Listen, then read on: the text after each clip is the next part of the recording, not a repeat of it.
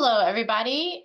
So the training that you're currently in is Legal Advocacy for Unhoused People with Disabilities, a toolkit to challenge California laws criminalizing homelessness. Um, so my name is Erin Neff. I'm a senior staff attorney at Disability Rights Education Defense Fund, or DREDF for short. Recently, we released a toolkit, the same name as the webinar, to help people who are bringing legal claims on behalf of unhoused people with disabilities, particularly in the context of encampments. So this training, this webinar, is to sort of go over the toolkit and learn a little bit more about how to bring these claims. Um, so for our agenda, this is a look at our, oops. Um, for our agenda, we're going to go a little bit over what DREDF does and the contents of the toolkit so people can kind of know how to use it. Um, there's a lot in the toolkit, and we only have a little bit of time today, so we're not going over everything that's in the toolkit. We're going to focus on two sort of major issues, and that's bringing disparate impact claims and bringing claims for the failure to provide reasonable modifications. So we'll go over that. And then we're going to have a Q&A with some attorneys and advocates and people with lived experience who've worked on some of the cases that are mentioned in the toolkit. So the people who will be joining us a little bit later for the Q&A is Bridget Nicoletti, who is a staff attorney and clinical supervisor at the East Bay Community Law Center, Emily Rose Johns, who's an attorney with Siegel Yee Bruner Mehta, Jason Saris, who's formerly unhoused and a community activist, and Ravi Paulson, who is also a community activist, and all of which have worked on different cases for unhoused people in encampments. So the first thing I just want to go over briefly is a little bit about what DREDF does. So DREDF is a support center for qualified legal service providers, or QLSPs. Um, So that is a lot of organizations that if you have legal aid or legal service in your name, then you are probably a QLSP. If you're providing support and get funding from the California State Bar to help low income people, the odds are you're a QLSP. So we are funded by the State Bar to be a support center for QLSPs and to provide expertise on disabilities. So if you're someone who is bringing litigation on behalf of unhoused people and you want to represent unhoused people with disabilities, please reach out to us. We can help support you in the work that you're doing. As a support center, we do trainings, we do consultations for people. We can co-counsel on cases, we can provide sort of advice in the background on cases. We work in a lot of different areas. Here's a list of some of them. I personally, as a senior staff attorney, focus on housing rights, rights for unhoused people, and special education. If you're interested and want help in one of those three areas, you can call or email me. My contact information here. If you're interested in a different area that DREDF works on, like health, transportation, reproductive rights, we also work on a bunch of other stuff too. So I suggest you check out our website. But if you're interested in one of the other things, I would email info@dredf.org. One of the reasons why I really want to emphasize reaching out to DREDF is that in doing work for unhoused people and looking at a lot of different cases, one thing that we've noticed is that sometimes disability claims are sort of tagged on, at the end of the complaint as an additional claim, and it sort of doesn't get the focus that it needs and deserves. And I think particularly when people are bringing like bigger impact cases that are really focusing on strong constitutional causes of actions, when disability is tagged onto that too, it's often can be overlooked by the judge. The ruling of the case ends up very much being contingent on the constitutional issues, and the disability issues aren't sort of fully litigated and supported in the same way the constitutional issues are. So, we really want to encourage people in bringing these cases. If you have strong disability claims, to ensure you have a disability rights lawyer that is working on those claims with you, and to make that be, a focal point of the litigation.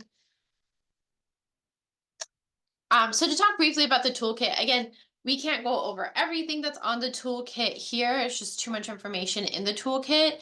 But I wanted to let you all know a little bit about the content so you know how you can use it. So first, the toolkit is based almost entirely on federal law and Ninth Circuit. And the the toolkit, while focused on California sort of as a subject matter, all the cases that are in the toolkit focus on California, and sort of the background information. The toolkit starts off with sort of like setting the scene of what's happening with homelessness in California and how it particularly impacts people with disability. That's predominantly based on research and facts for California, with some nationwide facts too. But with that being said, because it focuses on the ADA and federal law and Ninth Circuit law, the toolkit can be very useful for people who are under the Ninth Circuit. So Oregon, Washington, other states other than California. So I think it could be useful beyond that, but it does, because of the issue of homelessness.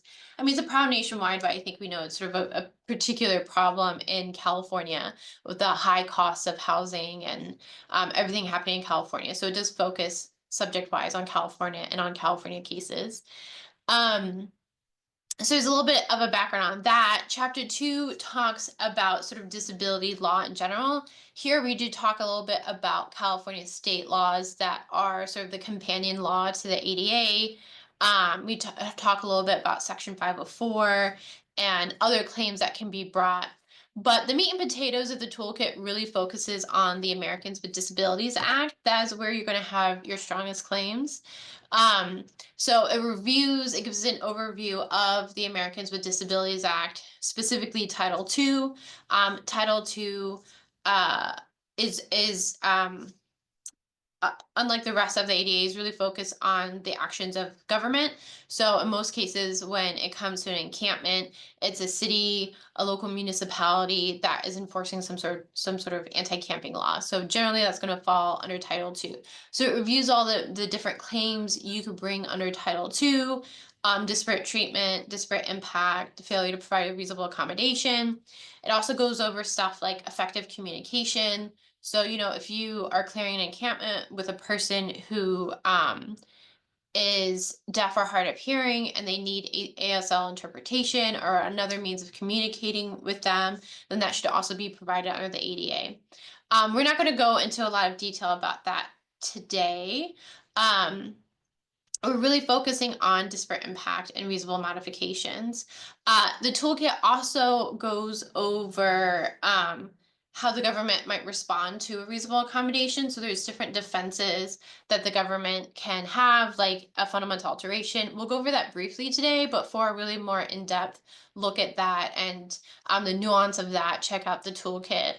The other thing I'll say is that DREDF has done a lot of trainings, and we do have materials on how to draft a reasonable modification. That the toolkit is really looking more at how do you bring a claim in court if a reasonable modification is wrongfully denied or not responded to. So you could kind of decipher from there, like how to draft a reasonable modification and sort of the nuts and bolts of that. But it's really focused on bringing a claim for that. But we do have trainings in that. I have a link to it later in this webinar about just sort of the basics of drafting a reasonable modification. So that's an overview of the toolkit. At the end here is a link to the toolkit. Please check it out. Also, if you just Google DREDF Unhoused Toolkit, it should pop up as the first option. There's an HTML version and a PDF version. If for any reason you can't access the toolkit or you need a modification of the toolkit for a disability or other reason, please feel free to reach out to me and we can get the toolkit for you in another format. Okay, so let's dive in a little bit into what the toolkit says and how it could be useful to you all. So again, the toolkit focuses a lot on Title II. That is the most relevant to encampment sweeps and clearings. So Title II applies to almost anything a local government entity does. So the law refers to it as services, programs, or activities. And this could be the state government, city government, municipalities, departments, agencies of that government. It pretty much covers anything a public entity does. So that includes encampment sweeps, police activity related to those encampment sweeps. And it specifically prohibits disparate treatment, disparate impact, and the failure to make a reasonable modification or accommodation. And in the context of Title II, reasonable modification and reasonable accommodation are essentially the same term, although those two terms are used differently depending on the legal context. So, if you're talking about tenant rights in the Fair Employment and Housing Act, for example, those two terms have very distinct definitions. But for our purposes under Title II, they can be used interchangeably. For a little bit more detail about what each of these mean, particularly disparate treatment, check out the toolkit, but we will go over the other two a little bit more here. My slides aren't advancing.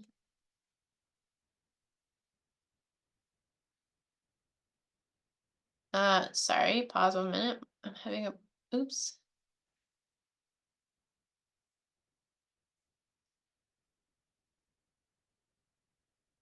Okay. Sorry, having some technical difficulties. Just pause 1 minute.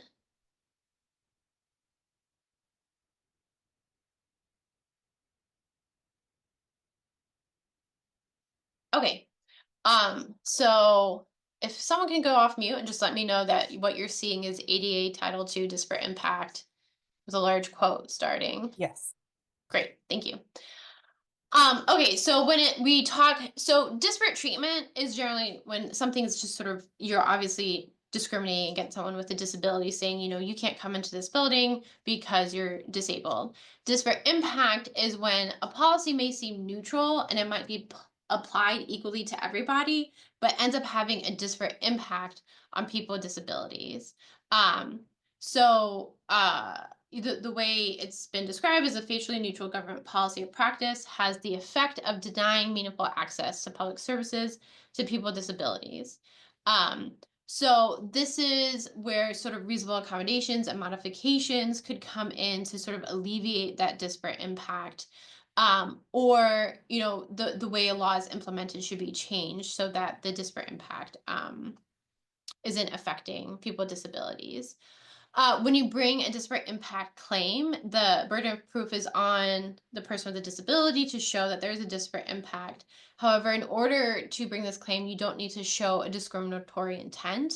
Oftentimes, the response to that would be like, "Oh, well, this law is applied to say the same to everyone. This policy is applied the same to everyone. Like everyone in an encampment is being swept. It's not just people with disabilities. We have no problem with people with disabilities. We even have a disability outreach person who helps out." That sort of doesn't matter. You don't need to show discriminatory intent. And again, the whole sort of point of a disparate impact is that it is a neutral law and it is applied the same, but it needs to be applied differently to people with disabilities so that it's not so it doesn't disproportionately burden them. So here's a few examples of how certain anti-camping laws might impact a person with a disability.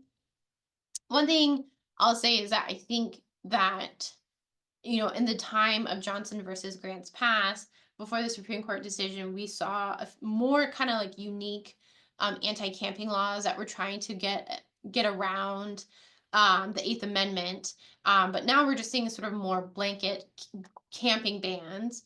Um, but to the extent, different cities are might have different requirements. Some of this might be relevant to the areas that you all work in, and some of it might not. There are anti-camping laws that will have requirements to move every at certain time intervals. So every 24 hours, I think San Joaquin County passed a law recently where people have to move every hour. So this is going to have a disparate impact on people with mobility disabilities. If you are in a wheelchair, if you cannot lift, items beyond 5 pounds, it's going to take you much longer to move than a person who doesn't have a disability. So you might not be able to comply with a requirement to move every 24 hours. And that's going to impact you in a way that might not impact someone with a disability, because if you can't comply with that, you're more likely to lose your things because you haven't moved it. You're more likely to be arrested or to be fined. And then of course that in turn is going to have huger financial implications and more stress on a person's life, moving forward. Um, I think it's also, we focus a lot on physical disabilities, but I think something like a requirement to move every 24 hours is also puts a disproportionate burden on people with intellectual and developmental disabilities. Being in an unfamiliar environment can be very distressful for someone with an intellectual or developmental disability. Um, that lack of familiarity, the requirement to move, that constant stress can be very triggering, also for people with certain mental health disabilities. So the sort of for the can't kind of add all that to the slide, but really with a lot of these laws, it's not just affecting people with physical disabilities, but with multiple types of disabilities. Of course, there are people with physical disabilities and mental health disabilities, or IDD. Limitations on the number of people in an encampment. So the ways some cities have tried to address encampments is saying, most people are very concerned about the large encampments. So there'll be some laws that will say you can camp outside, but you can't have more than two people together, or something like that. So that can also, again, have a disparate impact on people with disabilities. If you're camping with other people for emotional support and protection because you have PTSD, that's going to be a disparate impact. A lot of people with disabilities might rely on someone to go out and get food, to get resources, things that they need, and bring it back to the camp and be with them. So that would be harder to accomplish if you can't camp with other people. If you are with someone who is essentially acting as a home health aide, and providing support for daily activities, you might be in a situation where you need someone to help dress you, someone to help feed you and give you water. That kind of help requires someone to be there consistently, and that can't be accomplished if you can't camp with other people. So again, that is a disproportionate burden on people with disabilities. Limitations on where a person can camp. So again, we're seeing a lot more sort of blanket, like no public property, no private property. That's obviously going to have a disparate impact. Sometimes we see ones that are a little bit more narrow. You can't be near schools, you can't be near critical infrastructure, parks. For a person with a disability, if you're really forcing them out of the main areas of a town, a lot of times that's going to mean like they're not going to have access to public transit. So if they have a mobility disability and can't drive a car and rely on public transportation, that's going to be a disproportionate burden. Again, it forces people into unfamiliar places. So if you have an intellectual or developmental disability, that can cause a lot of stress. um, that you might not be able to camp or be near doctors' offices and treatment centers that are essential for your disability. So all of this creates a disparate impact that could make up the basis of an ADA claim against an anti-camping law. So one example of this, in a decision based on a motion to dismiss in the case of Bloom versus San Diego, this case was specifically challenging an RV parking ordinance that was prohibiting RVs. Um, so again, the law applied to disabled and non-disabled people in the same way. It didn't say, the law didn't have any language of, RVs are banned for these people, including disabled people, but not non-disabled people, or had any sort of real nuance or mention of disability as part of it. So it's a neutral law. It wouldn't be a disparate treatment claim, but there is a disparate impact claim there, because the enforcement of the RV camping ban was disproportionate for people with disabilities. Because people with disabilities oftentimes are uniquely dependent on people, are and living in RVs. It might be that the local shelter is not accessible for people with disabilities, but someone has designed their RV or their car to be accessible to their needs. One thing, a lot of shelters are congregate shelters, so everyone is staying in like one big room, or you're staying with multiple people. For some people with anxiety disorders and other disabilities, living in a condition like that is really difficult. And so it's better to live in a vehicle or an RV. And it's certainly better to have that cover than being outside. So in ruling against the motion to dismiss, the court ruled that the city's ordinance effectively denied these persons meaningful access to the city's services, programs, and activities, which are easily accessible by others. And this is sort of taken out of context, but these persons referring to people with disabilities. So it's a little bit of an example of how that played out in a court decision on a motion to dismiss. All right, so the next thing we're going to review real quick before getting to the Q&A is bringing claims based on reasonable modifications. Um, so I'm not going to go in too deep about this because we have other trainings that go into what a reasonable modification is and how to request it. But again, it's basically asking the city government, to change the way a service, a benefit, or a policy is implemented to help a person with a disability. It's an affirmative obligation, so it's not discretionary on the part of the government. They essentially they if the request is reasonable and they have no defense to it, they need to be granting it to you. It's not sort of completely up to them. So some common examples of a reasonable modification is more time to move before an encampment sweep, so stopping a person from being swept and giving them additional time, assistance in moving the belongings, so maybe moving them to a particular location for a person with disabilities, exceptions to anti-camping laws, so exceptions to if it says you can't camp near a park, an exception to that based on a disability. If it says you can't camp with other people, an exception to that based on disability. And again, this sometimes this can be a way to alleviate the disparate impact that mentioned earlier, although it is two distinct claims under the ADA. And this, obviously this is not an exhaustive list. If, really it's a case by case analysis. You want to talk to your client about the disability they have, what it is that they need, how the two things are connected, and that would make up your reasonable modification. So reasonable modifications are very fact specific. So something that's a reasonable modification in one instance might not be a reasonable modification in another instance. So it really depends on the services being provided by the city, and the law and the context and the person's individual experience and disability. So I think in trying to in bringing a claim under the ADA for the failure to provide a reasonable modification, I think it's really important to first identify the benefit, the service that is being denied to the person with the disability, and then identifying how that modification that you're requesting enables a person to actually obtain that benefit. So this was done really well in the case of Prado. I think this is a really good example of how the benefit was identified, the modification fit within that benefit, and made it a pretty solid fact pattern,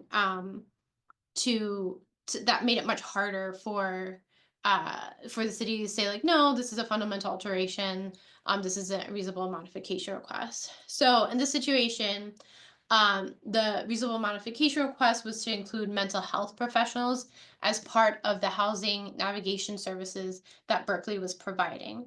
So the benefit that was denied are these housing navigation services, these outreach services. People with mental health disabilities couldn't really access these benefits in the same way as people without mental health disabilities could. So the reasonable modification request was for mental health professionals that enable that would be there with us as part of the outreach services and could enable people to actually take advantage of the navigation and outreach services. Um, and the court decision on this case mentioned that without the outreach services, the modification would likely be a fundamental alteration.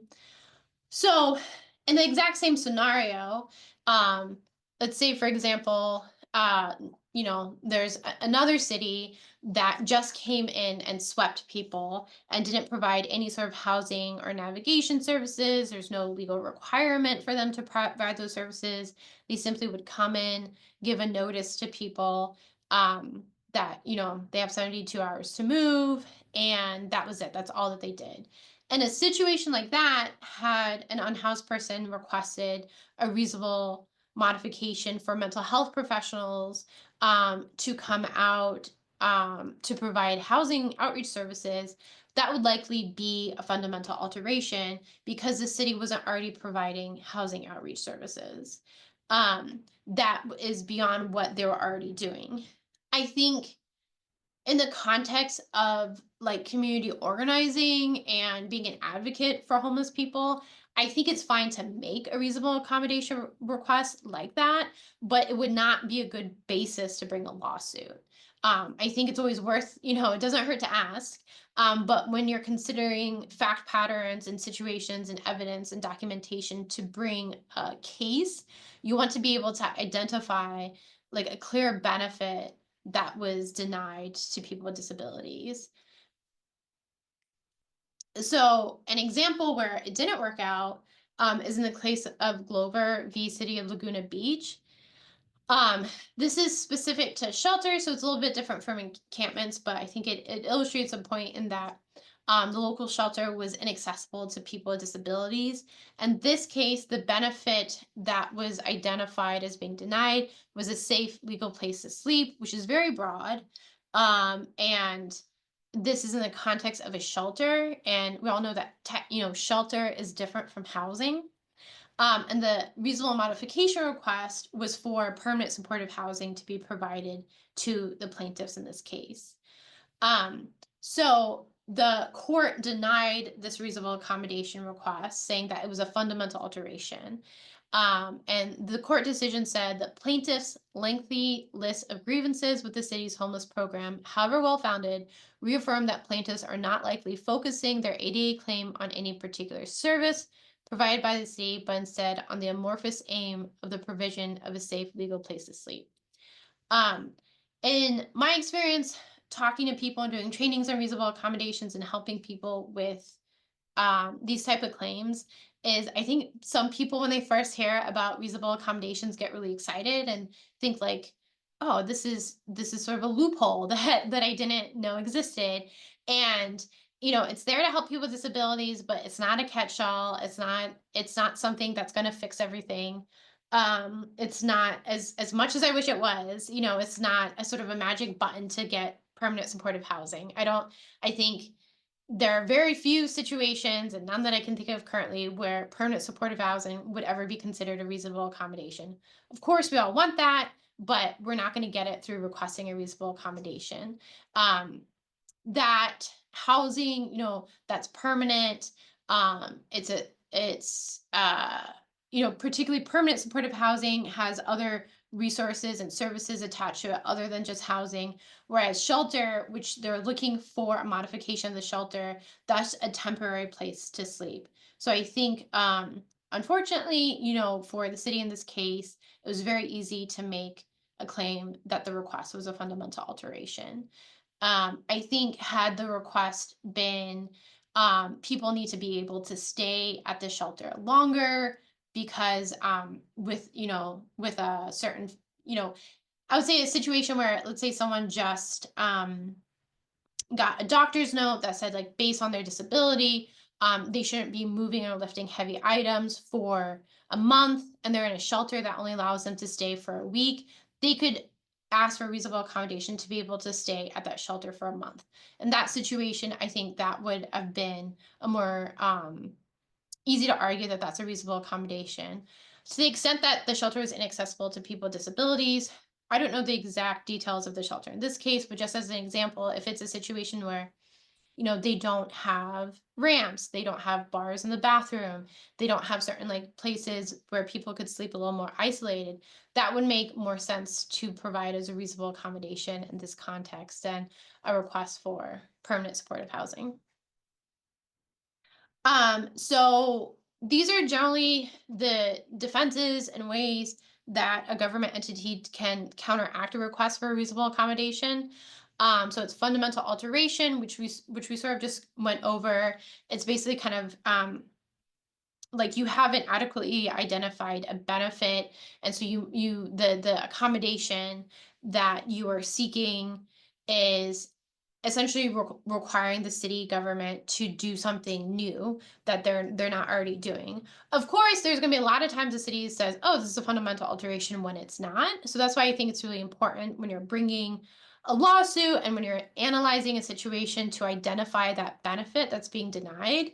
That will really help you in being able to argue against a fundamental alteration claim. There's undue financial burden, undue administrative burden. Basically, like, this is going to cost way too much, and that's really going to be compared to the overall budget of whatever department or city that we're talking about. And a decision like that can't be made by just a police officer on the street. It has to be made by a department head. Same with an undue administrative burden. And then there's direct threat to health and safety. So this might be if they're saying, oh, a lot of times we hear like, oh, we can't clear, or we have to clear this encampment, we can't give you more time because it's a health and safety issue. And that needs to be like particularized. It has to be based on research.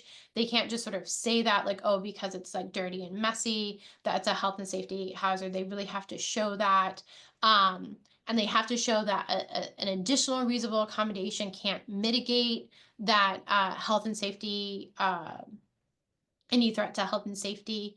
Um, I'm not going to go into too much detail on this again, because we do have other trainings on this. But there's a lot more detail in the toolkit. So if you're unsure about these, definitely check out the toolkit. I And just speaking of wanted to other trainings, if you want to know more about those defenses, more about the nuts and bolts of making a request for a reasonable accommodation, we did a training on this about a year ago. So check out our website. It's on YouTube. These slides will be sent out to everyone afterwards. So if you want to know more about that, check out this other training that we did. Aaron, Yeah. I just wanted to point out that those defenses are all affirmative defenses, right? That the defendants have to prove, not that you have to disprove in your pleadings. Yes, that's correct. Yeah. Okay. Um, uh, yes, thank you for clarifying that. Um, Okay, so now we're going to have a little bit of a. I'm gonna stop. Well, real quick, we're have a little bit of Q&A with people who've worked with unhoused people and worked on some of these cases. So again, that's Bridget Nicoletti, who's a staff attorney and a clinical supervisor at East Bay Community Law Center, Emily Rose Johns, an attorney with Siegel Yee, Bruner Mitta, Jason Saris, who's formerly unhoused and a community activist, and Robbie Paulson, who's a community activist. I'm going to stop sharing my screen so that we can all be on here. Can Robbie be added to our delightful panel here? I see that your camera's on, but I don't know if you're being, oh, there you go. Um, Okay. Well, thank you all so much for agreeing to answer some questions. I'm going to ask you all some questions. Um, and feel free to just to introduce yourself a little bit in the beginning again. Um, and then we'll save some time for answers from the larger crowd of people. Anyone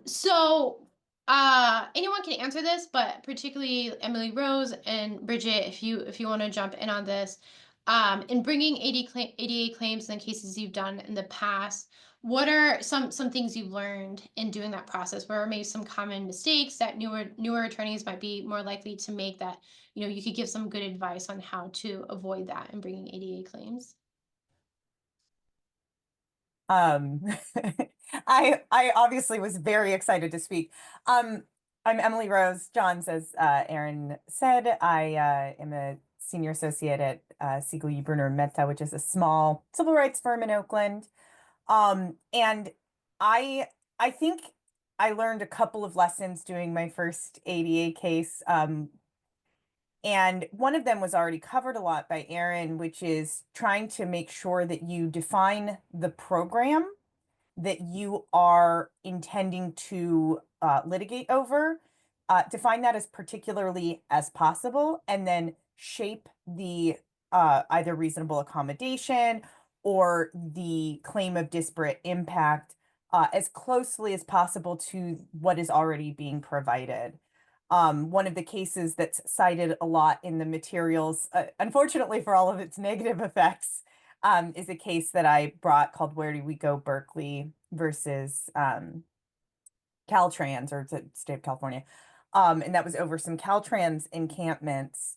It was actually, I consider it a success for a couple of reasons. One, we got a very long injunction that it took Caltrans a long time to undo at the Ninth Circuit. And so our clients got the benefit of an injunction despite the appeal.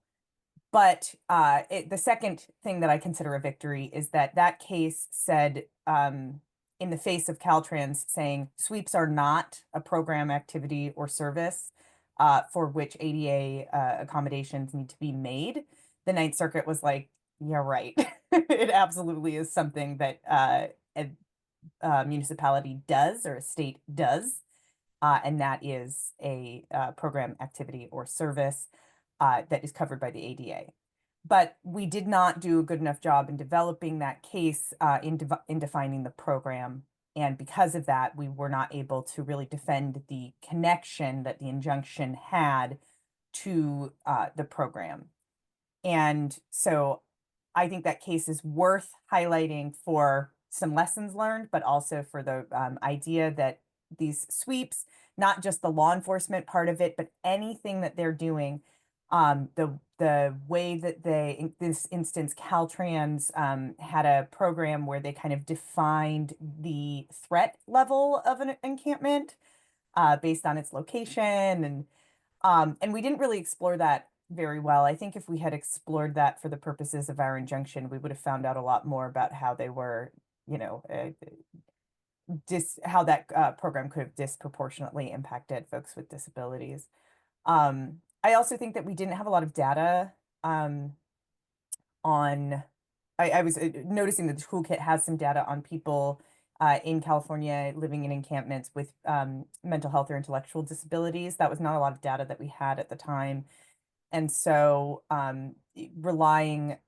we rely on folks to self-identify as a person with a disability, which I think in the terms of physical disabilities, you'll see that a lot more easily offered than folks who may either not want to identify as a person with a mental health or intellectual disability, or may not be able to identify as a person with a mental health or intellectual disability as a result of their disability or their lack of access to any health care that has helped them identify that. So um, and I think the other thing that I didn't do, but I was very lucky to have partners like Bridget and others who were doing this, is having a real connection to the communities that you're litigating on behalf of.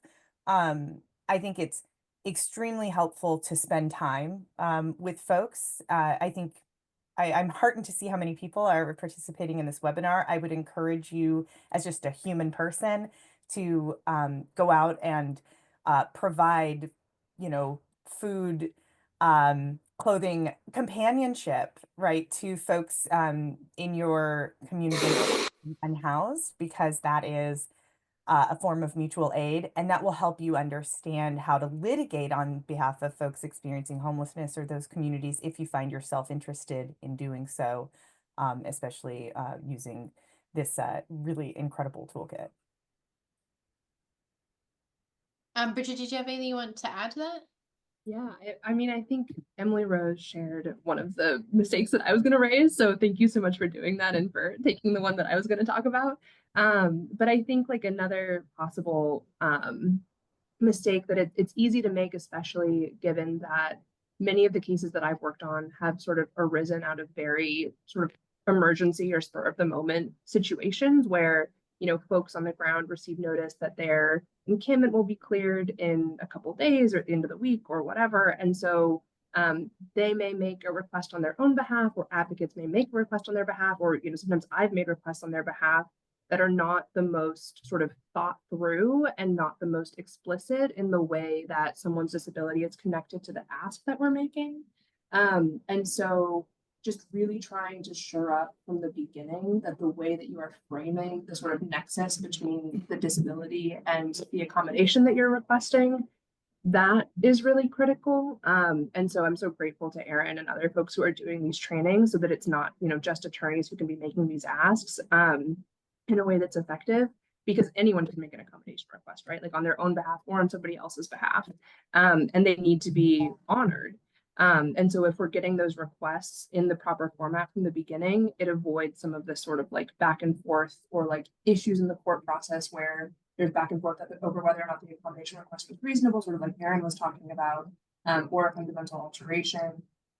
So that's a big sort of mistake that I see. And I think like maybe other folks can talk to this better than I can. Like I think potentially Robbie can talk to this more than me, but like trying to also use the administrative process that's associated with accommodation requests in addition to just sort of immediately seeking some sort of like federal relief is another piece that sometimes gets sort of left out, especially when you're being forced to move very quickly by a city or state agency threatening immediate harm, and not being willing to engage in the interactive process.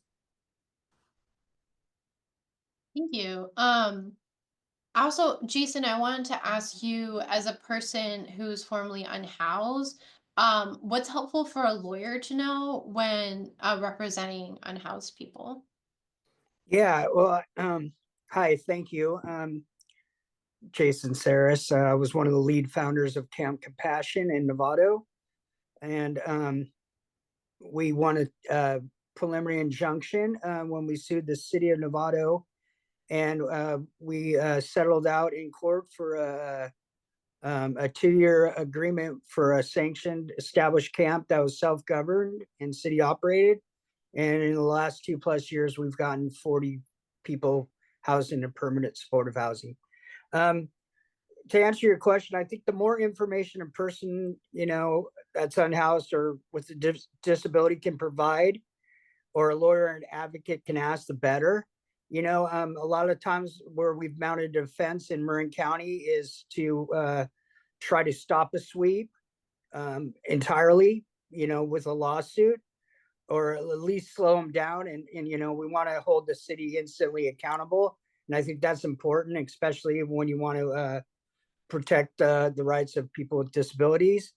Some of the, I've kind of put this in question form, but these are some of the questions that I think help paint a picture of what people's needs are and why they're camped where they're camped, what would happen if they move, those type of things, and how that'll affect them. But like, are you camping close to a grocery store to get food and water, or close to a drugstore to fill your prescriptions? Are you camping close to stores and services because of mobility issues? Are you camping here because you are in close proximity to a bathroom? Is the location of your camp and your tent structure providing you the protection from the elements?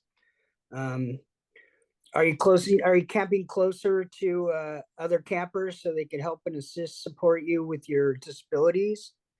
Like if you have to move, if your camp gets swept, how will this affect you with your disabilities?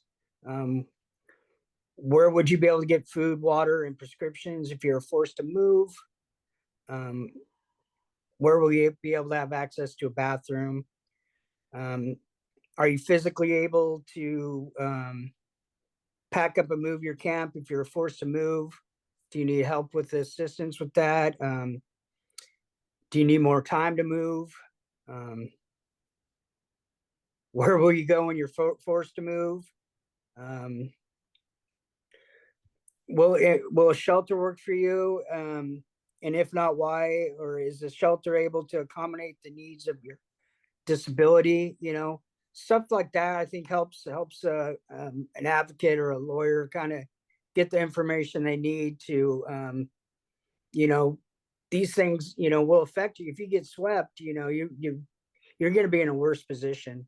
And so, you know, we've used that in our lawsuits in Marin to kind of, you know, help, you know, build a a good case, you know, that, you know, these people are going to get affected because where they're located is they're protected.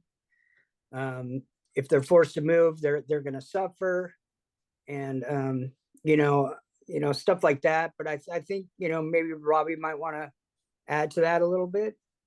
One thing, Mm. before Robbie goes, one thing Okay. what you said, Jason, just made me think of is that I also want to emphasize, and when working with unhoused people and people in general, a lot of times people don't self-identify as a person with a disability. It might be Right. they never actually received a diagnosis, or there's a lot of stigma attached to it. So I think Jason's approach to eliciting this information is also really helpful when I'm trying to figure out if someone does have a disability. So, instead of asking, like, oh, are you clinically depressed? And they've never had the opportunity to see a doctor or a psychiatrist to get that diagnosis. So they might say no, like asking, like, do you find yourself feeling depressed often? Do you feel a lot of anxiety? Like, how does camping outside make you feel? Mm. Um, Yeah. so that reminded me of that too. And then Robbie, if you have anything that you want to add, and then on top of that, and this kind of gets at what Jason was saying, so I want to kind of add another question to that too, is that what sort of advice do you have, or difficulties you found in gathering evidence to prove disability claims, when talking to people in encampments? And Robbie, if you want to start, and then anyone else who wants to add on to that after. Yeah, well, I think proving the disability, usually because we're going for restraining orders, we don't go too deep into discovery or even having to prove that much. Usually it's just declarations. And I think the thing I want to highlight today is our recent case in Alfred versus Vallejo, which is I think one of the first preliminary injunctions since Johnson versus Grants Pass, where we actually stopped the sweep like indefinitely. Like they're not allowed to move this woman who has osteoarthritis and severe disabilities until they provide her alternative shelter under the 14th Amendment state created danger doctrine.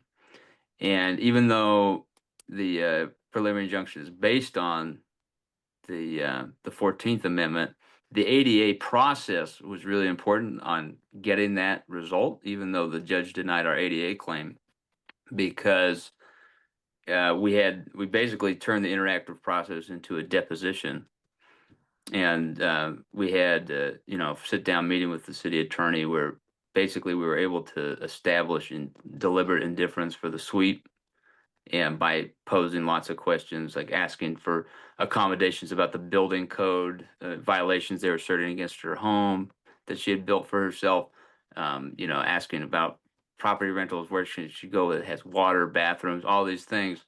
And then that was, even though the judge said, well, it's a fundamental alteration of the program, but like, look at this interactive process. Look at how they're deliberately indifferent to her disability. They're going to put her at increased risk of harm. And that was the same thing that we did with me and Jason worked on Boyd versus San Rafael, was that the interactive process with the city was like we'd be meeting every week. We had all these sit down meetings. It was all like this. It's very helpful, even though again and then because we forced them through the preliminary injunction for them to go through the interactive process, and it was very helpful. And it got us information from the opposing side to establish all of our claims, not just the ADA. And it really gave us a chance to, you know, you really want to slow down the city's roles as much as possible. And it really kind of gummed them up for a while. We were able to make 2 appeals on that as well. So that took more time.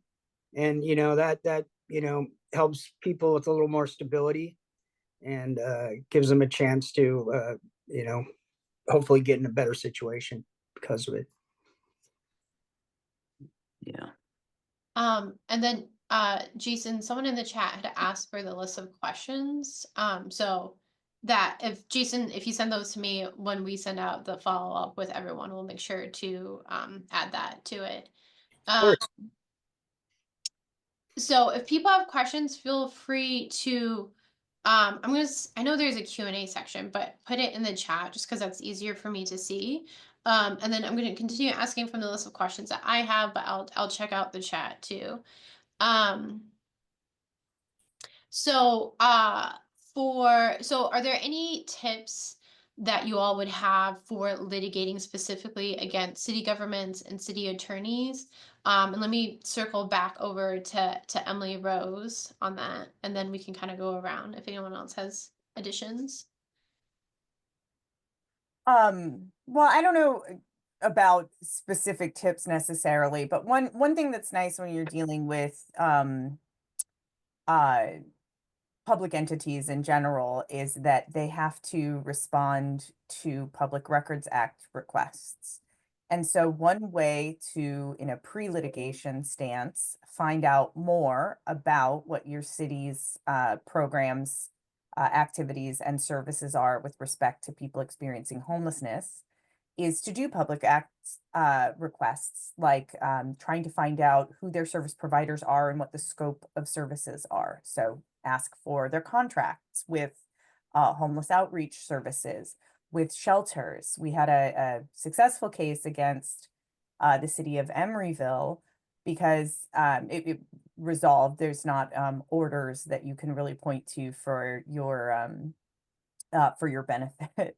But we did resolve the case by identifying that the city had a program for referring people to shelters, but they only had one shelter. And we found that out by following the money. They only had one shelter that they referred people to.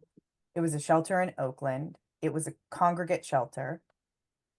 And it was a shelter that kick people out during the day. And folks, our clients with disabilities could not access that shelter. They could not sleep in congregate settings because of their disabilities. They could not reliably be counted upon to come back to the shelter at the time that they needed to come back to the shelter in order to receive that shelter bed for the night. And so by doing some discovery into the way they spent their money and the contracts that they had, we were able to understand the program and litigate to a successful resolution for our clients, litigate that case. So I would say that's one powerful tool. I'm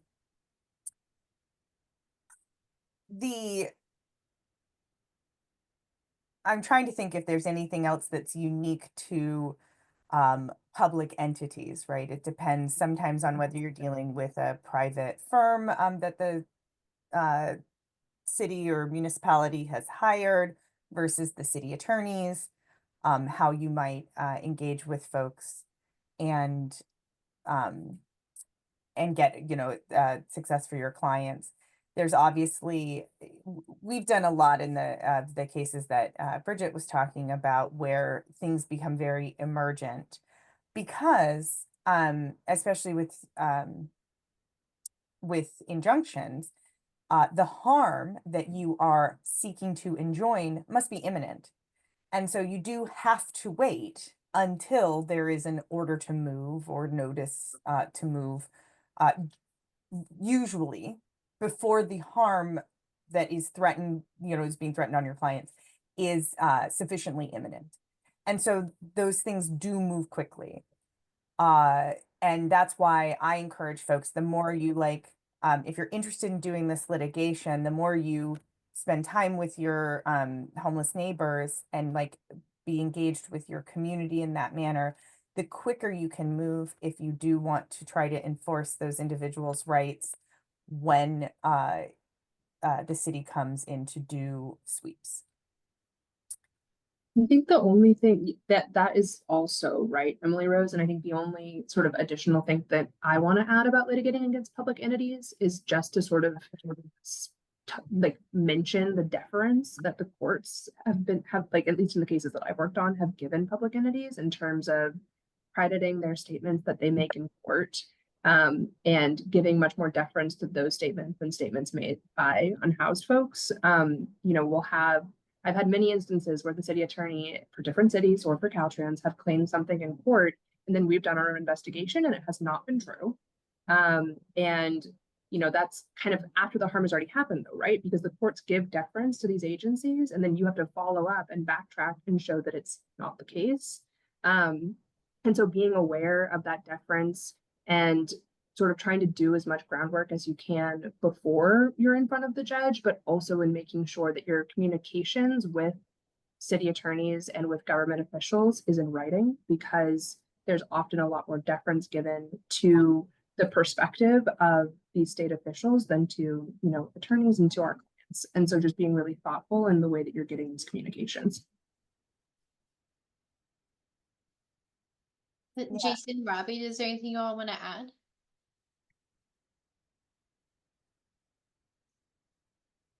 Yeah. Go ahead, Go Rob. ahead, Jason. I would say that lawyers definitely misrepresent a lot of what's going on. Let's say city lawyers. Yeah. City Hey, lawyers.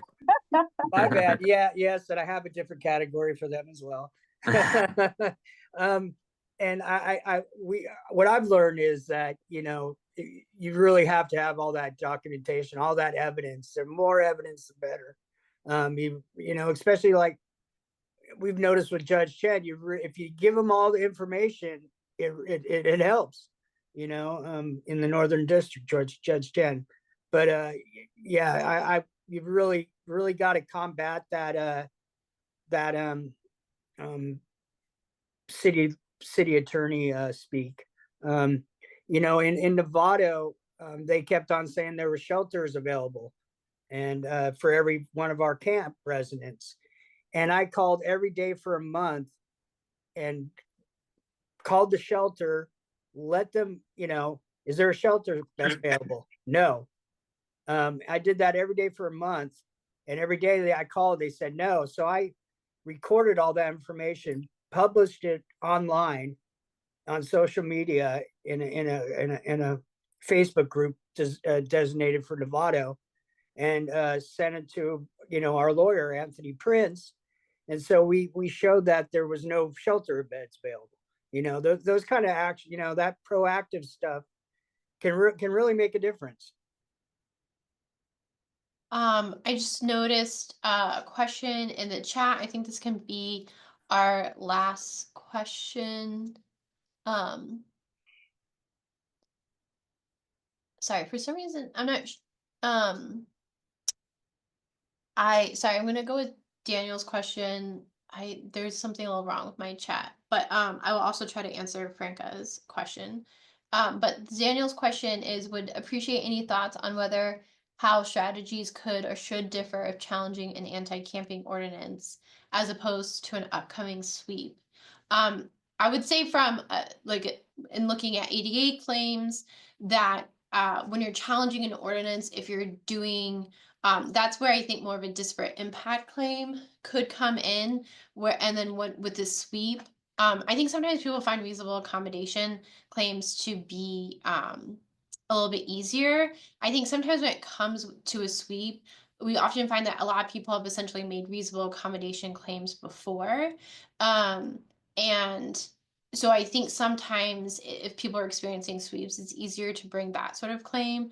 I think when you're challenging an ordinance and you're trying to do an on its face challenge, trying to obviously in that situation, it might not be that someone's requested a reasonable accommodation yet for the ordinance if it hasn't been implemented yet. So you might try to find a way to bring a disparate impact claim. Does anyone want to add to that?